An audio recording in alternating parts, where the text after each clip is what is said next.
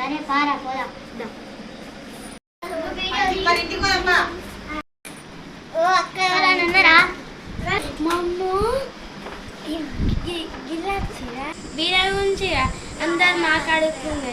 ఇంట్లో ఇవ్వలేరు, బయటికి మరి మాట్లాడలేదు ఎవరు.